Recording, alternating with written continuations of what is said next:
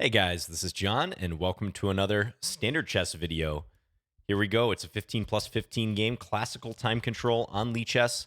Looks like my opponent pre-moves c5, which could be a risky pre-move if I had played b4 on move one. Maybe a little risky. I don't know. But c5 is probably not going to get you into too much trouble. So this is actually a pretty common response to d4 right off the bat. I am primarily a d4 player, also knight f3 on move one. Sometimes those transpose. I'm going to play d5 here and quit my monologue so I don't get too far behind at the outset of this game. Okay, d6. Let's go ahead and play c4. Knight c3 also possible.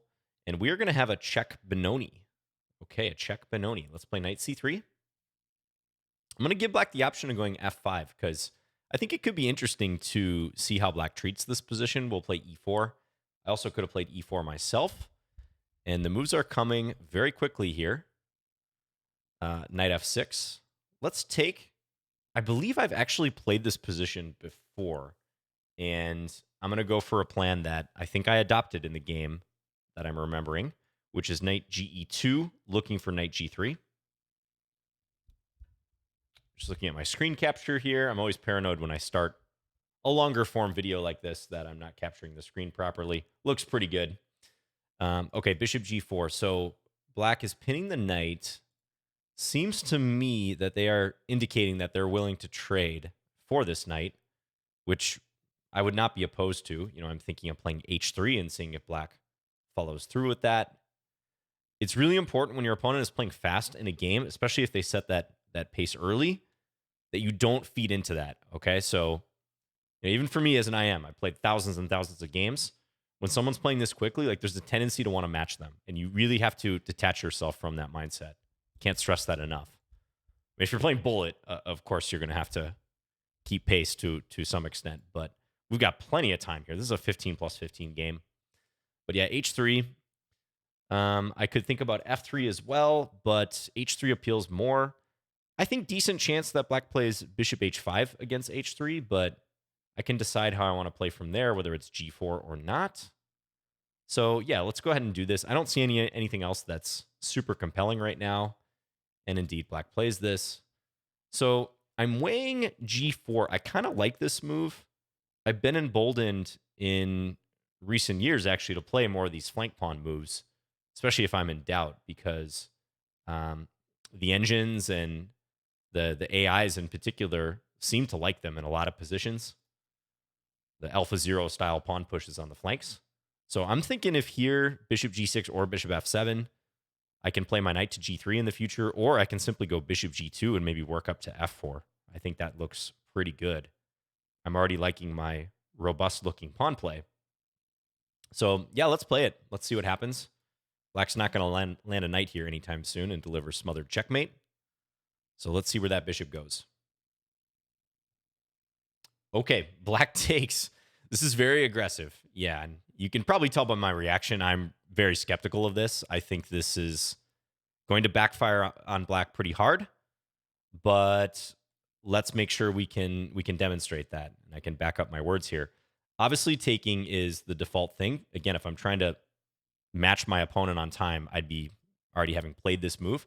However, I do notice that this is also interesting. Knight g3, attacking the bishop. There are some consequences there to consider, because if I could prevent black from even winning a second pawn or doing so under worse conditions, that might even take care of business here faster. So I don't want to get too far over my skis here, but I am looking at knight g3. I think knight takes f2 would be critical there. It hits my queen. Also the rook. Queen takes h5 check, g6. Queen back to f3. Knight takes h1. That's probably a little less clear than I'd prefer. So simply due to that line, I am looking at this again. Black may have figured out now that, this is not necessarily a 100% force move. So black shatters my king side, but they're looking really thin in terms of their compensation otherwise. Like, let's say queen d3 at that point, looking to attack h7 a couple times. I also get out of the pin. That looks pretty darn appealing. So yeah, let's go here. And I'm almost certain black's going to pre-move bishop takes g4. There you go. Okay, so queen d3.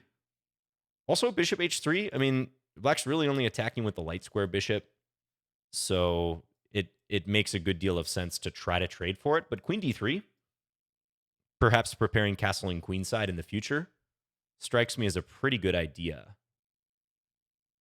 And I like the fact that it kind of gains a tempo here. So I'm leaning towards that move. Trying to see if there's any plausible counterattack that black may have. I think good chance at g6 or h5. Queen f6, allowing this, maybe with the intention of that, does come to mind.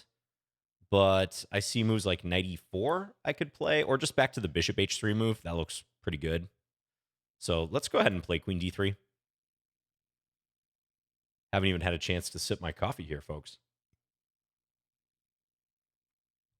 Okay. And I just wanted to take this brief respite until my opponent blitzed out another move to say thank you guys so much for the positive feedback on the last few videos. I'm getting back into the posting routine, and quite honestly, like, it's so much easier to get the motivation to make content and post when you guys are so active in the comments. Like, I don't really even care about views. I like that you guys comment and indicate to me that this content really helps you. I'm a chess educator. That's a big reason I got into chess professionally. I love helping people learn about the game because I've learned a lot about chess from coaches I've had in the past and from books and various other mentors I've had along the way, some of whom I'd never even met. And I feel honored to be able to do that with you guys. So thanks. I just wanted to say that. Thanks again for your positive feedback. And if you don't comment, that's fine too. Even the like button, whatever. Even if you do nothing and just like watch the video or like tell someone about the channel, like, that really does mean a lot to me. But yeah, these long form videos, I really like this because I can really get into a lot of instructive points with you guys. So, okay, queen d7 played. Now, I think black is going for this idea. Rook takes h7, bishop f5. It's a decent little trap, no doubt. Queen f6 was the other move I was considering, trying to set that up. Bishop h3 is kind of a buzzkill move, though, for them at this point. Like, I'm definitely leaning towards that. I'm kind of interested in seeing if I can refute this somehow with like a cross pin type move.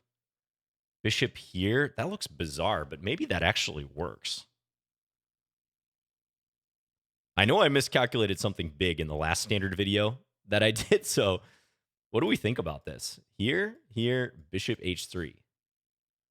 Idea, bishop takes d3, bishop takes d7, check, knight takes d7, and then rook takes h8. And then playing rook takes h8. That could be a winner. I mean, realistically, what moves would I have to be concerned about there? Because if bishop takes h3, then rook takes h8. And that's game over.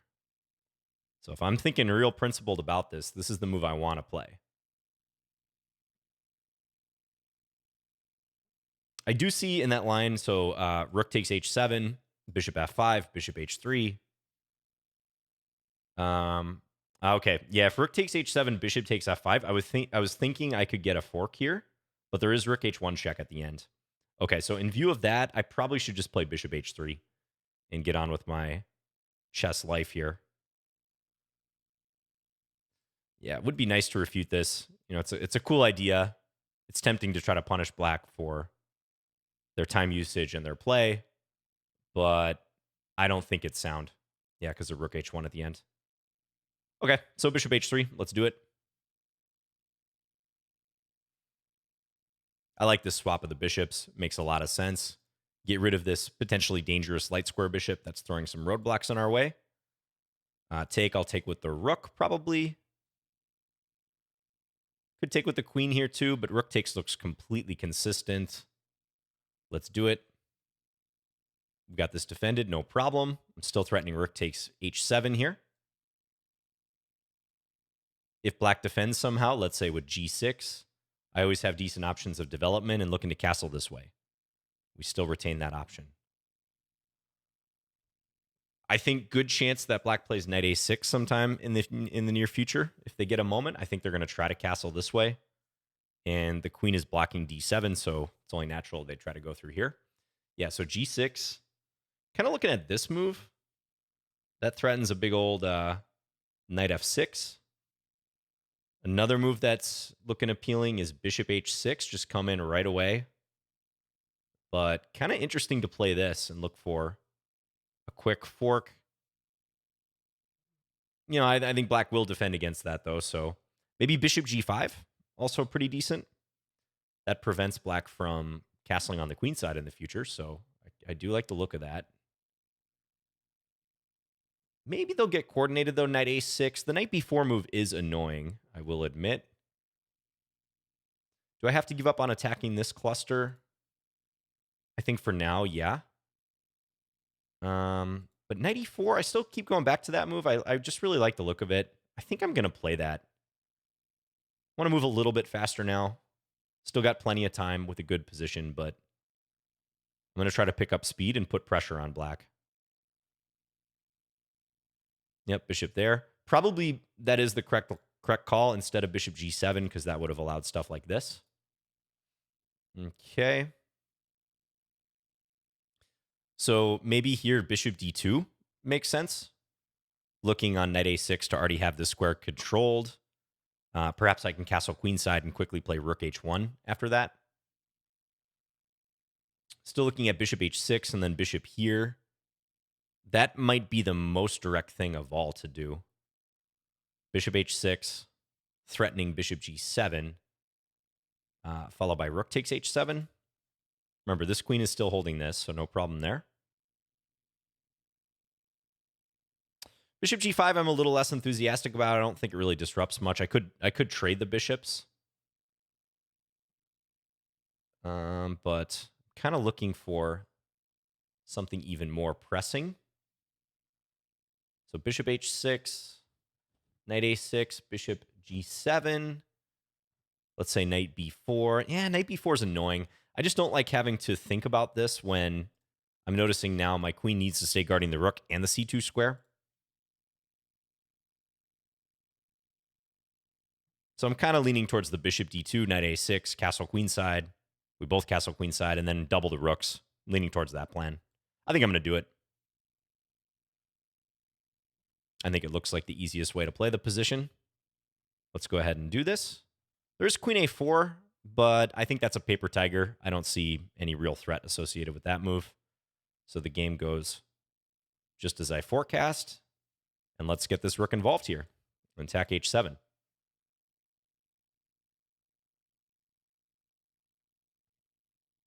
Okay. So again, just dealing with a speedy opponent. Like, this is an opponent who's probably pretty good tactically. They played knight takes g4, and although I was very critical of that sacrifice, a piece for just 2 pawns when there weren't hardly any other pieces participating for black, that doesn't necessarily mean that they're not a good player or good with tactics. Probably they're just used to putting pressure on their opponents. You know, obviously black knew that was a sacrifice. I don't think that was a blunder by any means. Objectively, it could be a blunder, but it was intentional. Okay, h5. So maybe now that the pressure's blocked there, I will switch gears a little bit. Yeah, let's send this over. Attack g6, kind of pivot. So all in all, I'm still having my guard up here. We still need to convert. It's ultimately only 1 point of material if we go by the strict material scale, although I think my advantage is greater than that because these pawns should not be dangerous yet. But care is absolutely required. Okay, I'm starting to look at this move again. Maybe I can even restrict their knight first before I do it, like an a3 type move. Again, just so that b4 move doesn't drop into the position. And their pawns are kind of stuck for now. I'm not too worried about h4. I think they actually would be better served keeping these pawns side by side for the moment. So let's just play one move, restrict the knight. I think good chance black plays knight c7 here, recognizing that this knight doesn't have a future forward here. Also takes the sting out of queen a4. I never have to worry about that. I have to apply some hand cream as well. No sponsorship, by the way. This is what you need in the Minnesota winters, this working hand stuff. Because your hands get so cracked and dry, It's unbelievable how these winners just like suck all the moisture out of your hands. Not sponsored, I swear. But yeah, I develop these cracks like in my thumbs in particular, and it's just absolutely brutal. I can't have that on my mouse hand when I'm trying to execute good moves. Okay, queen f5. Yeah, so here I was thinking about bishop g5. Bishop g5. The only downside is when they take, it comes with check, so I can't get them with knight takes d6. That was sort of my intention there. Maybe king c2 is decent in this position. Come up and defend a little bit. I'm also seeing that there's this move. Oh yeah, I got to consider rook f3. Because I see the logic to putting the queen there, but it looks a little shaky, you know? So maybe rook f3 is just a good move to play here. Rook f3. They might go queen g4, but then I've got the other rook coming over to g1. Looks almost like free tempi to me. Let's do it. Notice how everything's like real clustered here. Nice and protected.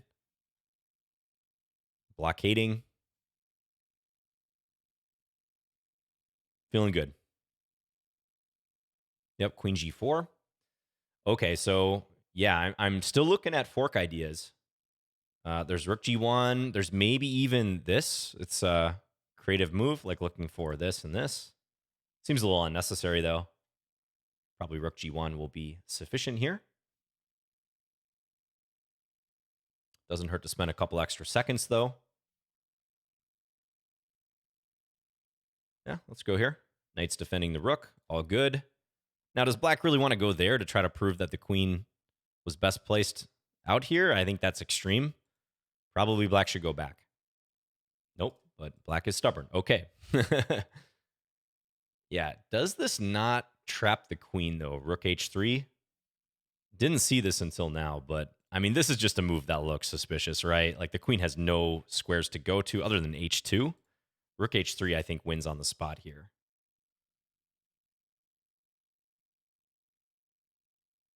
Yeah, I think that's going to be a queen for a rook. Again, spend the extra time in a situation like this if you know you're winning. Just dot your I's and cross your T's, as we would say in English. Back to grammar school here. Yeah, I think rook h3 is going to do it. Other good moves too, but I don't think I'm going to find a move that wins the queen for less than that. f2 is defended by the knight. All right, let's do it. And I think we're probably going to see a resignation. Even though this player is playing super fast, like I don't get the sense that they're going to play this out. But I would be okay with that. Like no judgment one way or the other.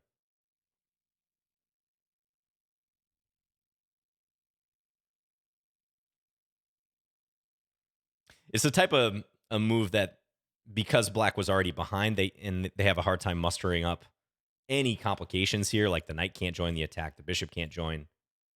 There's virtually no counterplay. Okay, black does play it. And now queen e6 definitely comes to mind. However, there is knight c7. Bishop g5 looks pretty good. Okay, yeah, and black doesn't make me come up with a further move here. Does resign. Yeah, thanks for the game to my opponent. This was a classical game, so I'm trying to build that classical rating. I've played very few classical games on Lichess, but 15 plus 15 does take you into the classical game territory. Okay, so before we click into the analysis board, c5 is a legit move. You see this move in greater frequency on Lichess and in your online games in general than like if you were a tournament player playing over the board. You don't see this at master level that often. It's not a terrible move, but probably it's going to transpose to Benoni formations. Sometimes I even play c3 against this move if I really don't want to play ball with black, if I just want to try to guide the game into an exchange Slav, for instance. I think this game was pretty much decided early on. You know, I think this is still playable for black. I would definitely take white here with this idea in mind. Bishop g6, h4. I think the light squares are already kind of weak for black around the king. But this decision to play knight takes g4, I can't imagine is going to be good. There's just not enough pressure for black. There's there's too few pieces in the attack, if you can even call it that. Every other piece, aside from these two, one of which will be captured, is back at home. The pawns aren't particularly oppressive. This line, I don't think you really play this line to immediately try to launch an attack as black or sacrifice a piece. It's more like you dig in, and often you see black playing like bishop e7. Sometimes they'll try to get a trade of the bishops. If white goes e4, they'll try to do a quick bishop g5. Sometimes they fianchetto. There's games like that. That resembles maybe more of a King's Indian approach. This is very much like a build-up type opening and not a create mayhem opening. And I think I played this well. Like, I don't truly regret any particular move here. I did have the luxury of some margin of error. Like, I think there were many ways to play this and preserve a large, if not just winning advantage. But I think I made some good practical decisions. You know, I looked at a refutation here of queen d7 by thinking about rook takes h7. Just ultimately rejected it because I couldn't solve this issue with black having rook h1. I will check that with the engine. Otherwise, I doubt we uncover anything major in terms of the engine evaluation. Certainly black blunders at the end, but queen back to d7, it's probably going to be somewhere on the order of +3, 3.5, I would guess. Maybe even higher. But let's take a look. Yeah, so, you know, I noticed this a while back, but it is interesting. If we look at the Masters database, so after d4, c5 is pretty far down there. Played about 1% of the time against d4, a little bit less. But if you click into the Lee Chess database, I don't have any filters set. It's actually played 5.7% of the time, and it's the fourth most common move. So still not an enormous number of games, but a major leap, like a, you know, almost 600% increase compared to c5 in the Masters database. So you will encounter that as a d4 player online. You will encounter this quite a bit. And yeah, usually d5 or c3, I think, are good options. I would not play c4. Note that that's actually the second most common move in the database. It's kind of a weak move because black gets to trade a flank pawn for a center pawn. That's the entire point of this c5 move. They're trying to play this capture if they get the chance. But with c3, you at least allow for a replacement, and you get to recapture with one of your flank pawns towards the center. And this would be a direct transposition to an Exchange Slav. Even though the Lee Chess database is Old Benoni, that's just because it's not picking up the transposition. This is an Exchange Slav, folks. So I do like to play c3. If I'm playing like a player who I think enjoys getting me into their preparation, I will sometimes opt for this move. It's very annoying for them. They may refuse to capture on d4, but this is kind of a stubborn move. I also play it in bullet, blitz, faster time controls if I just want something simple. But no doubt d5 is the principled move. Grab the space, get into their part of the board, and that pawn's already protected and can be even further protected. And lots of variations here. I've even messed around with this move, f5 from the black side.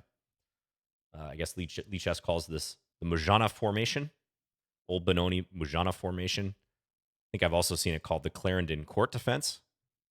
But usually you see like d6 or knight f6 here.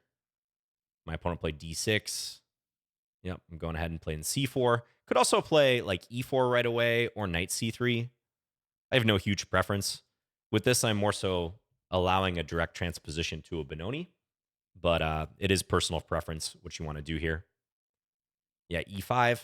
I'm kind of curious at this point if we click into the Masters database, which is usually my primary source when reviewing a game. I'm curious how often they go this versus this. Looks like the winning percentage is about the same. Not an enormous number of games. That's what the sigma is here, the symbol.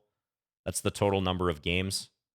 So in 77 of the 124 games in the Masters database in this position, white has played e4. Knight c3 is the second most popular. Yeah, I don't think there's too much of a difference in terms of winning percentage. Yeah, now this is kind of what I remembered. Like f5, it looks natural to do this and try to influence the center with yet another bishop pawn, much like black did with c5 at the outset. But the engine does not like that move. It already says like black's worse here. Hard to know how much to read into that. Like we're still in known-ish territory. But I think that is an overextension and a weakening of the black king. So e4 does look good in reply. Most common move here. Yep. Yeah, now knight f6, putting pressure. Take f5. We're still following a few games. And here we have it, this knight e2 move. Yeah.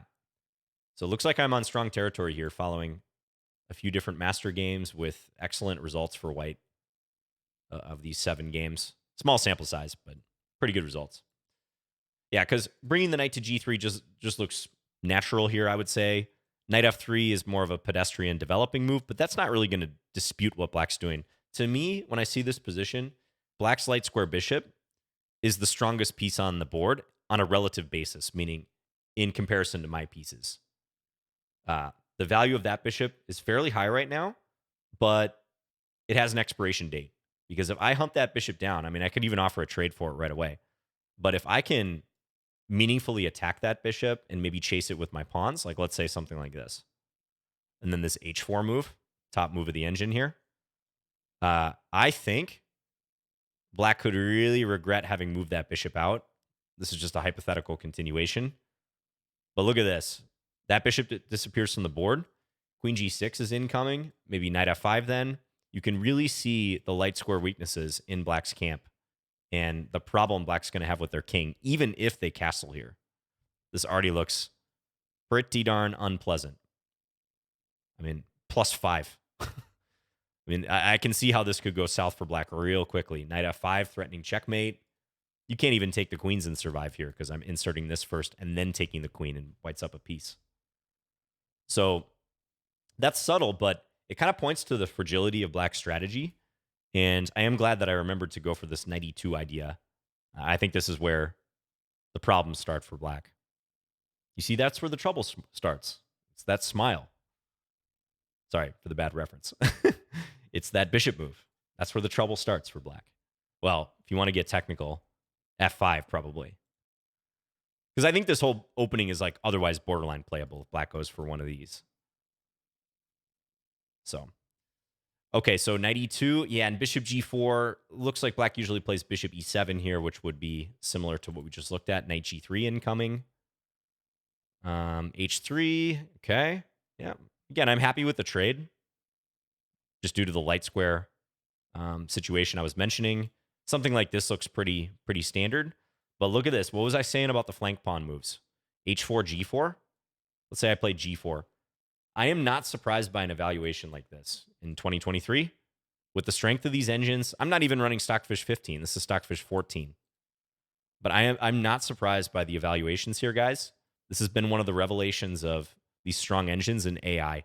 Like, they are very willing to run these pawns. And the circumstances here for white to do that are fantastic. Because I have the bishop pair. Black's already played multiple moves with the same piece. I'm not risking anything in terms of being behind in development. King safety's fine. Black has a passive formation. Let's roll these bad boys. You know, black castles, I bet g5, and we're already like right on top of black, causing lots of problems. A lot of pain incoming here. Probably we won't even castle anywhere in the near future. But yeah, pawn storm, bishop maybe repositioning. I could see problems against h7 coming into the picture quickly. Maybe this and this too. Miserable cramped position for black. So what would I do as black here? I mean, I guess I would preserve the bishop probably. But I already hate the black position. Just got to be honest. I think this is already pretty bad for black. So bishop h5, and here we go, g4. Yeah, and I do think you kind of have to play a bishop move here. On bishop g6, I was going to play bishop g2, maybe with an eye towards f4. I could maybe play f4 even right away there. Let's see what it says. Okay, it likes knight g3. Also likes h4. Interesting. Even sacking this pawn. What's the thing about this plan? I don't know. I was just envisioning something like this. Let's say we even castle and black castles. I think this looks pretty nice. I'm not too scared about moving these pawns up the board because I already control so much territory and black is passive enough. I just really don't feel like white is risking much. And if knight takes, this position looks so juicy. I would play this all day and twice on Sunday. So that being said, that seems to be the lesser of the evils. Maybe bishop f7, then you can kind of stay out of range of the knight. But I could see this having some problems too. Like, for example, let's say black ever sticks this knight on d7, there's a logjam with this piece, g5, and I control the h5 square a couple times. Black would have to play knight g8, and the pain continues here. Maybe the bishop comes out this way. Just too many good options for white. So, maybe I was a little harsh about knight takes g4. Like, probably black was already not feeling the position. But I do think they should keep the bishop because, yeah, this is, again, it's another one of these aggressive evaluations that we're seeing more and more early on if the engine really does think that one side has messed up. So, yeah, piece for 2 pawns, and this is +8 for white. Pretty wild. But I believe it. I mean, I definitely think white's winning here. So, like, why not +8? Maybe it should be even more. So queen d3, again, hit h7, queen d7. And yeah, I was tempted to go for this. We're just calculating it. Yeah, interesting. Even this is actually not that bad of a blunder per se for white.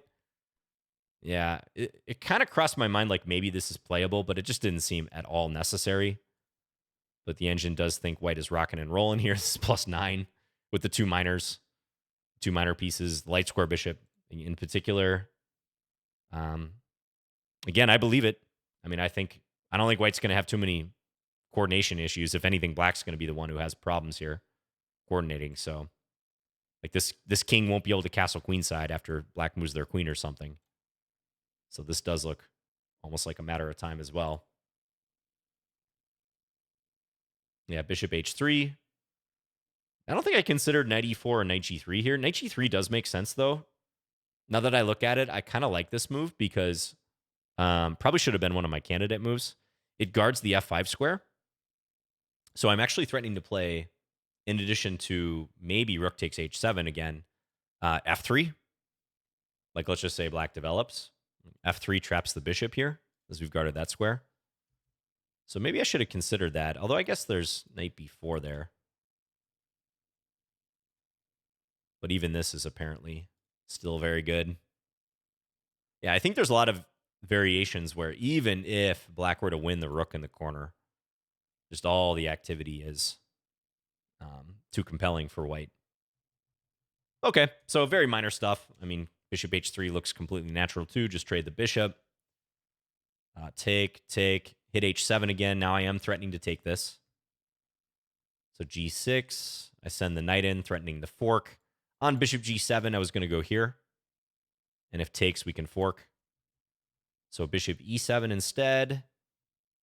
Was debating a little bit here. Might have played a slightly conservative move. Like, this does really catch my eye. But, I thought, why even bother with this and giving black knight b4 as an option?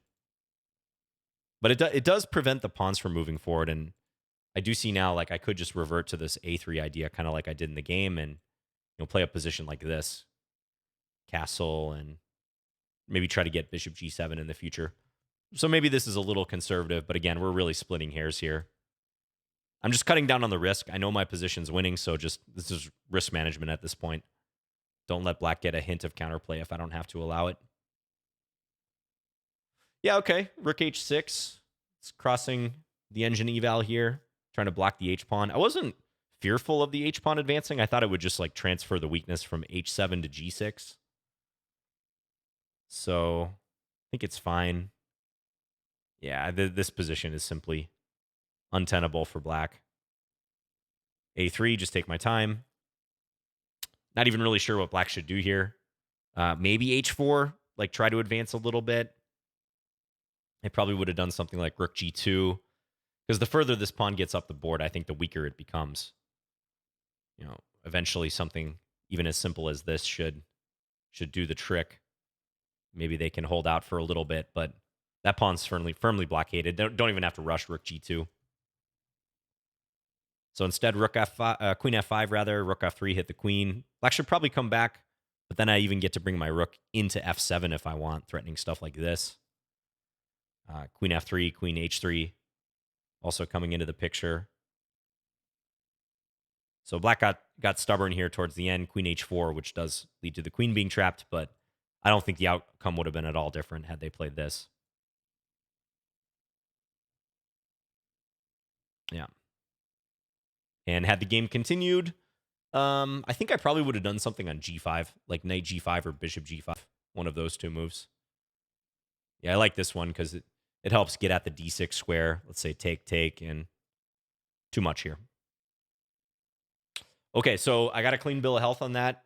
16 average centi pawn loss. My opponent's was a 41 average centi pawn loss. So bit of an anticlimactic game in terms of like the competitiveness, I'd say. But I think that was instructional for dealing with an aggressive opponent, like right off the bat, who's playing fast and trying to get you to play on their territory, basically. Like not even on the board necessarily, but just like their time framework and the pace. So hopefully you guys picked up a thing or two there. Like that strategy can work, but if you stay within yourself and you're playing a longer game and you remind yourself that there's no reason to rush, they're going to give you opportunities where they start playing sketchy moves because they want to keep this perceived momentum going. And you're going to have plenty of opportunities with your time if you just allocate it properly and refuse to play into their game time management wise. And hopefully you D4 players out there picked up a thing or two against the C5 move, which you will encounter quite a bit. Okay, so thanks again, guys, for all the awesome feedback on the recent videos. I'll be curious what you guys have to say about this one. If you have any thoughts, let me know. I'll be in the comments. Thanks again for watching, and I'll see you guys again soon in another video. Bye, guys.